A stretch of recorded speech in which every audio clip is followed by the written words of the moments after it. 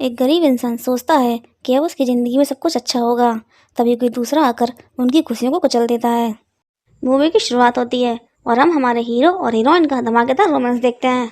Hero, जिसका नाम है गू फेंग, और हीरोइन का नाम अभी थोड़ी देर में पता चल जाएगा। और गू फेंग चाइना फौज में मार्शल है। और गू फेंग अपनी वाइफ से कह रहा होता है, तुम आज बिल्कुल चेंज लग रही हो। और अब इसके बाद मूवी में थोड़ा पास का सीन दिखाते हैं। और यह है जिंगसिंग, मार्शल की वाइफ। और जिंगसिंग इस समय अपने फादर के घर में है। और जिंगसिंग ने अपने घर में कुछ लड़कियों को बुलाया है। और इस समय मार्शल सिटी में नहीं है, क्योंकि पिछले 3 सालों से मार्शल अपनी ड्यूटी पर है। और कल सुबह मार्शल वापस आने वाला है। और इन लड़कियों में से मार्शल के लिए एक लड़की चूज की जा रही है, क्योंकि 3 साल पहले मार्शल और जिंगसिंग की शादी हुई थी। लेकिन शादी की रात ही मार्शल को अपनी ड्यूटी पर वापस जाना पड़ा, जिसकी वजह से मार्शल और जिंगसिंग एक साथ रात नहीं बिता पाए। लेकिन जिंगसिंग के साथ दो परेशानी है। पहली ये कि जिंगसिंग वर्जन नहीं है, और दूसरी ये कि जिंगसिंग पिछले 2 सालों में 4 अबॉर्शन करा चुकी है। इसीलिए वो काफी हद तक अपने जैसी दिखने वाली एक लड़की को ढूंढ रही है, जो कि वर्जन हो और मां बन सकती हो। क्योंकि जिंगसिंग को डर है कहीं मार्शल को ये बात पता ना चल जाए। और अब मेड सारी लड़कियों को ध्यान से देखती है और इन सब लड़कियों में से एक लड़की को पसंद करती है।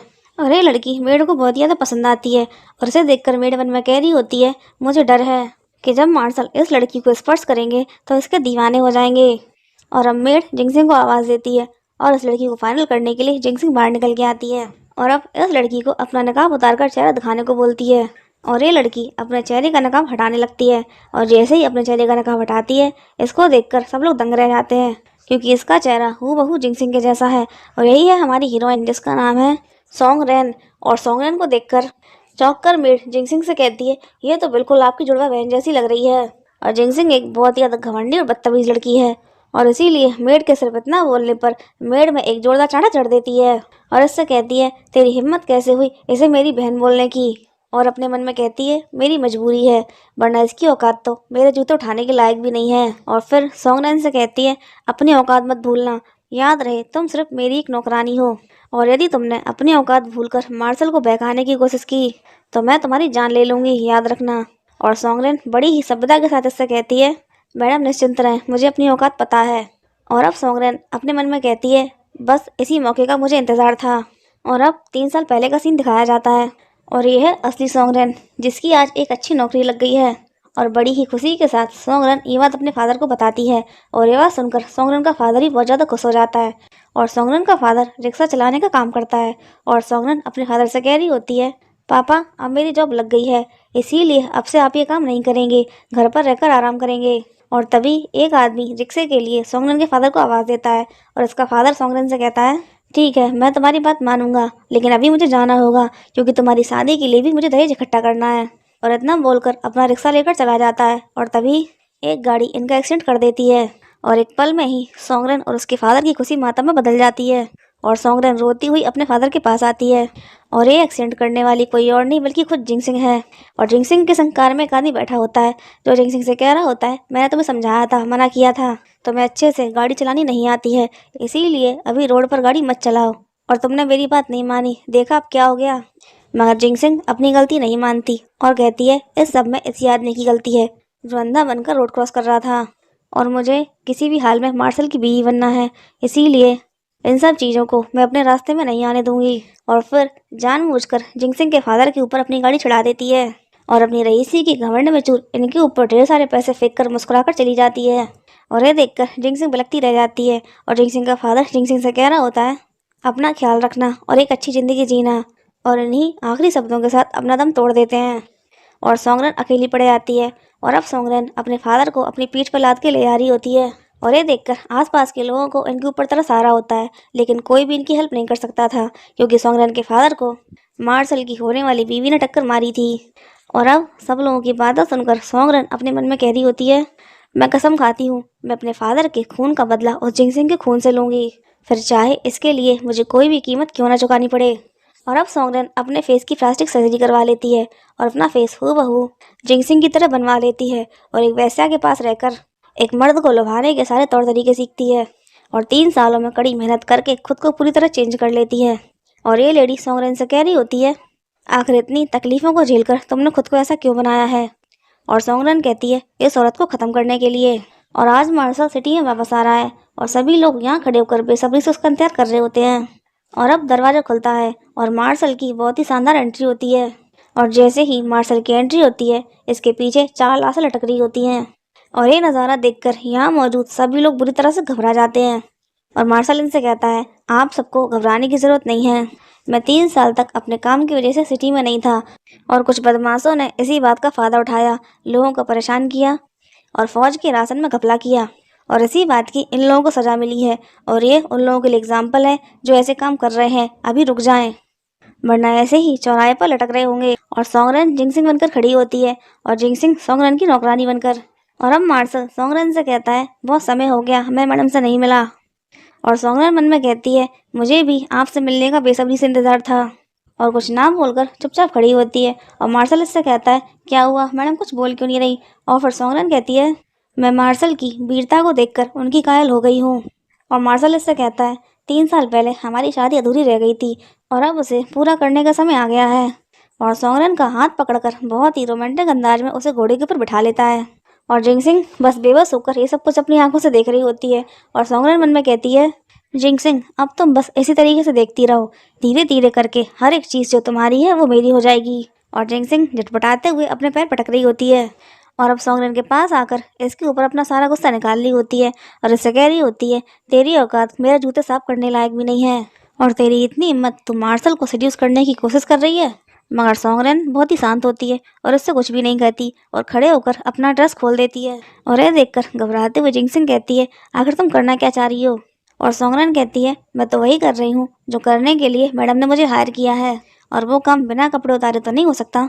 और सोंगरेन की बात से चिढ़कर जिंगसिंग इसके ऊपर हाथ उठाने लगती है, मगर सोंगरेन डरने की बजाय एक कदम आगे बढ़ जाती है। और ये देखकर जिंगसिंग थोड़ा सहम जाती है और फिर सोंगरेन इससे कहती है, अगर मैडम मेरे ऊपर हाथ उठाएंगी तो आज रात मैं उनका काम नहीं कर पाऊंगी। और ये बात सुनकर जिंगसिंग और भी ज़्यादा चिढ़ जाती है और फिर से सोंगरेन के ऊपर हाथ उठाने लगती है। लेकिन तभी आवाज़ आती है, मार्शल आ चुके हैं। और मार्शल से छुपने के लिए जिंगसिंग जल्दी से बेड के नीचे छुप जाती है।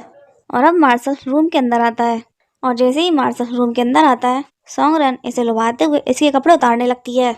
और फिर मार्शल इसे अपनी गोद में उठा लेता है और इससे कहता है, पहले हम शार लेंगे।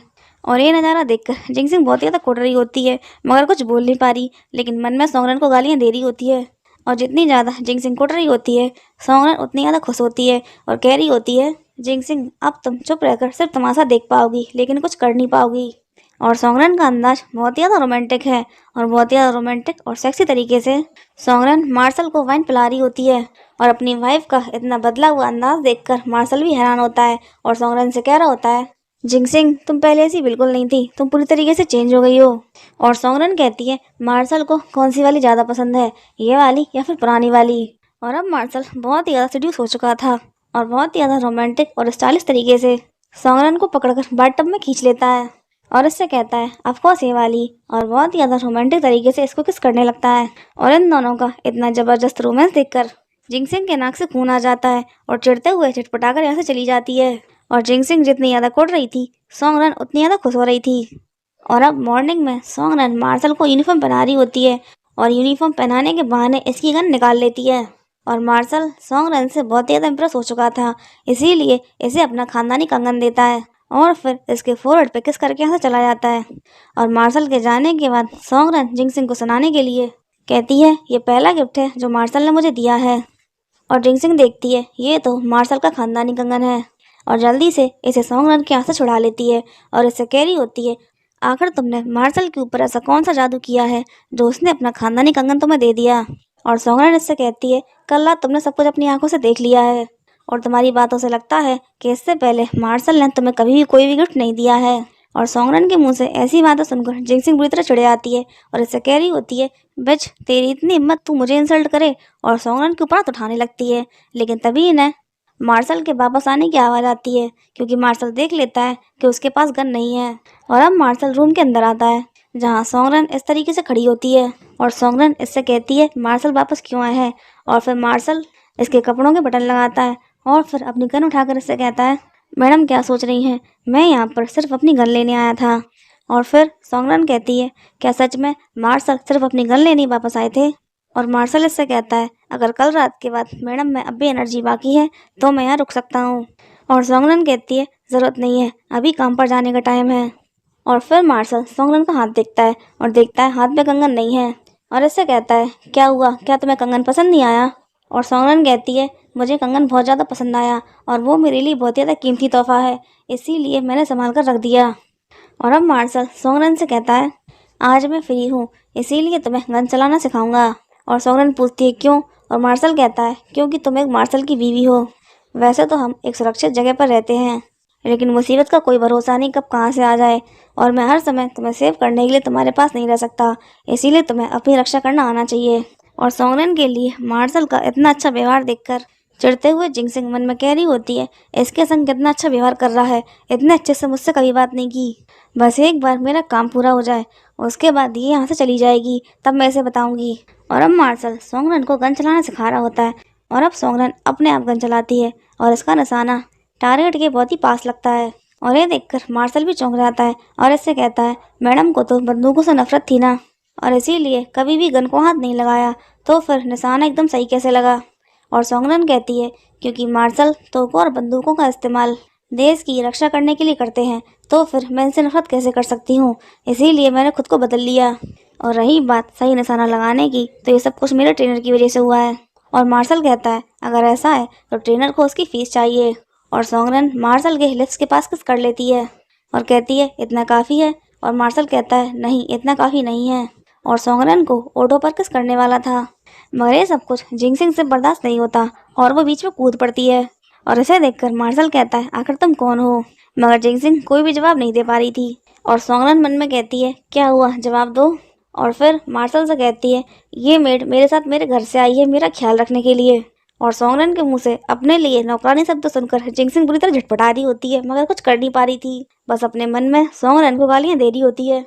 और मार्शल कहता है मुझे एक बार तुम्हारी नौकरानी का चेहरा देखना है, और जिंगसिंग को उसका नकाब हटाने के लिए बोल रहा होता है, मगर जिंगसिंग नहीं हटा रही होती। और फिर मार्शल गुस्से में नकाब हटाने के लिए गन चला देता है और नकाब हट जाता है। और इससे पहले मार्शल जिंगसिंग का चेहरा देख पाता, सोंगरन इसके सामने आ जाती है और इसे कहने लगती है क्या आपका दिल एक नौकरानी के ऊपर आ गया है? और मार्शल कहता है ऐसा कुछ भी नहीं है, मैं तो बस इसका चेहरा देखना चाहता हूँ, क्योंकि दुश्मन जासूस बनकर कभी भी कहीं भी आ सकता है। और सोंगरन इसे बहलाने के लिए कहती है आप निश्चिंत रहें, ये कोई जासूस नहीं है, ये मेरे साथ मेरे घर से आई है, और अब आप यहीं पर थोड़ी देर मेरा इंतजार करें, मैं कपड़े चेंज करके आती हूँ। और अंदर आते ही जिंगसिंग सोंगरन पर हाथ उठाने लगती है, मगर सोंगरन इसका हाथ पकड़ लेती है। और फिर जिंगसिंग कहती है तेरी हिम्मत कैसे हुई मुझे नौकरानी कहने की और मार्शल को सेड्यूस करने की? और सोंगरन कहती है आप इतना घबरा क्यों रही हैं, अगर वो मेरे साथ अच्छे हैं इसका मतलब वो आपके साथ अच्छे हैं। और जिंगसिंग कहती है मुझे सिखाने की ज़रूरत नहीं है, और अब कपड़े बदल कर मैं बाहर जाऊंगी और फिर तुझे पता चल जाएगा कौन ज़्यादा बेहतर है। और सोंगरन कहती है हाँ बिल्कुल, और मन में कहती है तुम सिर्फ मार्शल को गुस्सा ही दिला सकती हो। और अब कपड़े बदल कर जिंगसिंग आती है और मार्शल से कहती है क्या आप बेकार की निशानेबाजी कर रहे हैं, छोड़ो इन गंदी बंदूकों को, हम शॉपिंग करने चलते हैं। और मार्शल इसके बिहेवियर से बिल्कुल हैरान होता है और इससे कहता है कपड़े बदलते ही तुम्हारा मन ही बदल गया। और फिर इसके हाथ में अपना खानदानी कंगन देखता है और इससे कहता है तुमने तो कहा था ये तुम्हारे लिए कीमती है, इसीलिए खो जाने के डर से तुमने इसे संभाल के रख दिया है, और अब अचानक से पहन लिया, ये सब चल क्या रहा है? मगर जिंगसिंग के पास कोई भी जवाब नहीं होता। और अब जल्दी से सोंगरन यहाँ आती है और कहती है मैडम वो बॉक्स मिल गया है जो आपने ढूंढने के लिए बोला था, जो आपको मार्शल ने दिया था, अब आप इसमें अपना कंगन रख सकती हैं। और जिंगसिंग फिर से मार्शल को शूटिंग छोड़कर शॉपिंग पे चलने के लिए बोल रही होती है और मार्शल कहता है नहीं, और हमने तय किया था कि तुम 3 निशाने लगाओगी और अभी तक सिर्फ एक ही लगा है, और इसीलिए पहले तुम अपना काम पूरा करो, उसके बाद मैं वही करूँगा जो तुम कहोगी। और अब जिंगसिंग निशाना लगाती है और निशाना जाकर सीधे बेचारे सैनिक की टोपी में लगता है। और ये देखकर मार्शल इसके ऊपर गुस्सा करने लगता है आखिर तुम्हारा निशाना चूक कैसे गया? और जिंगसिंग जल्दी से डर के मारे वॉशरूम का बहाना बनाकर ऐसे भाग जाती है। और अब सोंगरन जानबूझकर इसे टीज करते हुए कह रही होती है आखिर मैडम भाग क्यों रही हैं? और जिंगसिंग कहती है बकवास बंद करो और जल्दी से कपड़े बदल लो। और अब कपड़े बदलकर सोंगरन आती है और मार्शल से बिना कुछ कहे गन उठाकर दोनों निशाने लगा देती है। और हैरान होकर मार्शल इससे कहता है यहाँ कोई मजाक चल रहा है, तुम्हारा बर्ताव पल पल पर चेंज हो जाता है। और सोंगरन इसे सेड्यूस करते हुए कहती है कल पूरी रात मार्शल ने मुझे सोने नहीं दिया और सुबह मैंने नाश्ता भी नहीं कर पाया, और उससे पहले ही मार्शल मुझे शूटिंग के लिए ले आए, और ऐसे में भला मैं गन का बोझ कब तक उठाऊंगी? और इसकी बात सुनकर घबराते हुए मार्शल कहता है तुम्हारी तबीयत खराब है? और सोंगरन कहती है मैंने अभी भी दूध पी लिया है, इसलिए मैं पहले से ठीक हूँ। और मार्शल कहता है, मैंने तुमसे प्रॉमिस किया था कि तुम 3 निशाने लगाओगी और मैं तुम्हारी एक इच्छा पूरी करूँगा, तो बताओ तुम्हारी इच्छा क्या है। और सोंगरन कहती है, अभी नहीं, वक्त आने पर बता दूंगी, लेकिन आप अपना वादा भूलना मत। और मार्शल कहता है, चिंता मत करो, मैं अपना वादा याद रखूंगा और अपने शब्दों से कभी पीछे नहीं हटूंगा। और फिर सोंगरन को नाश्ता कराने के लिए अपनी गोद में उठाकर ले जाता है। और बेचारी जिंगसिंग चिड़ के मरी जा रही है। और मार्शल सोंगरन को एक बहुत बड़ी पार्टी में ले जाने वाला था, इसीलिए इसके लिए एक बहुत ही खूबसूरत ड्रेस लेके आता है। और अब ये दोनों बेड में होते हैं और हिलते हुए बेड के नीचे जिंगसिंग छुपी होती है। और अब मॉर्निंग में जिंगसिंग सोंगरन के हाथ से जूली बॉक्स छुड़ा लेती है और कहती है, मत भूलो, मार्शल ने ये सब कुछ मुझे दिया है और तुम यहाँ पर कुछ दिन के लिए सिर्फ एक सब्स्टिट्यूट हो। और सोंगरन कहती है, मैडम बिल्कुल सही कह रही हैं, लेकिन मैंने कभी सोचा नहीं था कि मार्शल की पत्नी निशाना लगाने से चूक जाएंगी। और जिंगसिंग कहती है, जो भी हो, लेकिन तुम सिर्फ एक नौकरानी हो। और सोंगरन कहती है, बिल्कुल, लेकिन मार्शल को ऐसे बेवकूफ़ लोग पसंद नहीं हैं जो सिर्फ गुस्सा करना जानते हैं। और ये बात सुनकर जिंगसिंग चिढ़ जाती है, मगर चुप रह जाती है, ये सोचकर कि बच्चा पैदा होने तक इसे सोंगरन की ज़रूरत है और उसके बाद ये सोंगरन को जान से मरवा देगी। और अब सोंगरन मार्शल का लाया हुआ ड्रेस दिखाकर इससे कहती है, मार्शल आज रात मुझे एक पार्टी में लेके जाने वाले हैं, तो वहाँ पर मैं जाऊँ या फिर मैडम जाना पसंद करेंगी। और जिंगसिंग कहती है, ऑफकोर्स मैं जाऊँगी, वो जगह तुम जैसों के लायक नहीं है। और अब ये दोनों पार्टी में आते हैं और जिंगसिंग ने मार्शल का दिया हुआ ड्रेस नहीं पहना था और ये देखकर मार्शल इससे कहने लगता है, आखिर तुमने मेरा दिया हुआ ड्रेस क्यों नहीं पहना। लेकिन जिंगसिंग के पास कोई भी जवाब नहीं होता, क्योंकि जब जिंगसिंग ड्रेस पहन रही थी तो ड्रेस जिंगसिंग को फिट नहीं आया। और सोंगरन इससे कह रही होती है, मार्शल ने मेरे नाप को बहुत ही अच्छे तरीके से समझ लिया है और ये ड्रेस उसी को ध्यान में रख के बनवाई है। और चिढ़ते हुए जिंगसिंग इससे कहती है, बकवास बंद करो। और अब मार्शल नाराज़ होते हुए जिंगसिंग से कह रहा होता है, अगर तुम्हें ड्रेस पसंद नहीं आई थी तो मुझे बोल देती, पसंद करने का दिखावा क्यों किया। और इतना बोलकर जिंगसिंग से नाराज़ होकर यहाँ से चला जाता है। और आज की पार्टी एक चैरिटेबल पार्टी है और मार्शल यहाँ आए सभी मेहमानों का वेलकम कर रहा होता है। और तभी मार्शल को भाई बोलते हुए दौड़ते हुए यहाँ एक लड़की आती है और मार्शल से कह रही होती है, ब्रदर आपने मुझे पार्टी में इनवाइट क्यों नहीं किया। और मार्शल इससे कहता है, तुम अचानक यहाँ कैसे आ गई। और उस लड़की को देखकर सोंगरन मन में कहती है, इसके एक्सप्रेशन देखकर तो ऐसा लग रहा है कि ये भी मार्शल की पत्नी बनना चाहती है। अब देखते हैं जिंगसिंग इसे कैसे हैंडल करेगी। और उस लड़की से जलस होते हुए जिंगसिंग कहती है, आखिर ये कौन है। और अब मार्शल इन दोनों को मिलवाता है और जिंगसिंग से कहता है, इसका नाम सीटिंग है और करीब 6 महीने पहले जब मैं रोड किनारे बेहोश हो गया था तब इसी ने मेरी जान बचाई थी और तब से ये बिल्कुल मेरी बहन जैसी है। और जिंगसिंग को देखकर सीटिंग मन में कहती है, ये ब्रदर के संग बिल्कुल अच्छी नहीं लग रही, ब्रदर सब मेरे हैं और मेरे ही होंगे। और जिंगसिंग से कहती है, भाभी आपसे मैं भाई के ही घर में आपके साथ रहूँगी, आपको कोई परेशानी तो नहीं है ना। और जिंगसिंग इससे कहती है, मार्शल की बहन मतलब मेरी बहन, और मुझे अपनी बहन से क्या परेशानी होगी। और मार्शल और सीटिंग के यहाँ से जाते ही सीटिंग को मन में गालियाँ देने लगती है। और अब सीटिंग वाइन में दवा मिला रही होती है और सोंगरन इसे ऐसा करते हुए देख लेती है और फिर सीटिंग ये वाइन जिंगसिंग को पीने के लिए दे रही होती है, मगर जिंगसिंग इसके साथ रूड बिहेव करती है, वाइन नहीं पी रही होती। और सीटिंग इससे कहती है, भाभी भाई सामने ही खड़े हैं और सब कुछ देख रहे हैं, और अगर वो देखेंगे कि आप मेरे संग रूड बिहेव कर रही हैं तो उनको अच्छा नहीं लगेगा। और अब जिंगसिंग मजबूरी में इस ड्रिंक को पी लेती है और सीटिंग मन में कहती है, इस ड्रिंक को पीते ही बस 1 महीने के लिए तुम्हारे पूरे शरीर पर फुंसियाँ हो जाएंगी और इसी 1 महीने में मैं तुम्हें मार्शल के घर से किक आउट करवा दूंगी। और ड्रिंक करते ही जिंगसिंग को दाने होने लगते हैं और जिंगसिंग समझ जाती है ये सब को सीटिंग नहीं किया है और सीटिंग को गाली देती हुए कहती है, बहन बनकर यहाँ मार्शल को सड्यूस करने आई है। और अब यहाँ सोंगरन आती है और सोंगरन को देखकर जिंगसिंग इससे कहती है, अब मैं पार्टी में नहीं जा सकती, इसीलिए मेरी जगह पर तुम वहाँ जाओ और उस लोमड़ी को मार्शल से दूर रखो। और अब इस पार्टी में एक और आदमी आता है, मिस्टर स्मिथ, जो कि बहुत ही रईस आदमी है। और मिस्टर स्मिथ को देखकर सीटिंग मन में कह रही होती है, मैंने सुना है मिस्टर स्मिथ को पियानो बहुत ज़्यादा पसंद है और अब मैं पार्टी में मिस्टर स्मिथ के लिए पियानो बजाऊंगी और वो खुश होकर ज़्यादा से ज़्यादा पैसे डोनेट करेंगे और मैं ब्रदर मार्शल को ये बात साबित कर दूंगी कि उनके लिए मैं सबसे बेस्ट हूँ। और अब यही बात सीटिंग मार्शल से कहती है कि मिस्टर स्मिथ को पियानो बहुत ज़्यादा पसंद है, इसीलिए मैं उनके लिए पियानो बजाना चाहती हूँ। और मार्शल इससे कहता है, हम दोनों काम की बहुत ही ज़रूरी बात कर रहे हैं। मगर मिस्टर स्मिथ हाँ बोल देता है और बहुत ज़्यादा खुश होकर सीटिंग पियानो प्ले करती है और सीटिंग को पियानो प्ले करना आता है और मिस्टर स्मिथ को सीटिंग का पियानो प्ले करना पसंद भी आता है। और अब mister Smith 2 lakh silver yuan donate कर देते हैं और इससे मार्शल और सभी लोग बहुत ज़्यादा खुश हो जाते हैं। और अब मिस्टर स्मिथ मार्शल से कह रहा होता है, ये आपकी वाइफ है। और मिस्टर स्मिथ के मुंह से ऐसी बात सुनकर मार्शल चौंक जाता है और तभी पीछे से एक आवाज आती है, मुझे किसने याद किया। और अब सॉन्गरन पार्टी में मार्शल का दिया हुआ ड्रेस पहन के आ चुकी थी और सीटिंग को मार्शल से दूर करके मार्शल के बगल में खड़ी हो जाती है। और सॉन्गरन को देखकर सीटिंग हैरान रह जाती है कि आखिर दवाई का असर इसके ऊपर कैसे नहीं हुआ। और अब मार्शल मिस्टर स्मिथ से कहता है, ये मेरी पत्नी है। और अब ये लोग बात कर रहे होते हैं और सीटिंग सॉन्गरन को नीचा दिखाने के लिए से कह रही होती है, तुम ज्यादा पढ़ी लिखी नहीं हो, इसीलिए तुम्हें मिस्टर स्मिथ की लैंग्वेज समझ में नहीं आएगी। मगर फिर सॉन्गरन इंग्लिश में कहती है, mister Smith thank you so much donation करने के लिए। और सॉन्गरन के मुंह से अंग्रेजी के शब्द सुनकर मार्शल और सीटिंग दोनों ही चौंक जाते हैं। और भी ज़्यादा इंटरेस्टिंग मूवी के नेक्स्ट पार्ट के लिए like and subscribe my channel. Thank you for watching.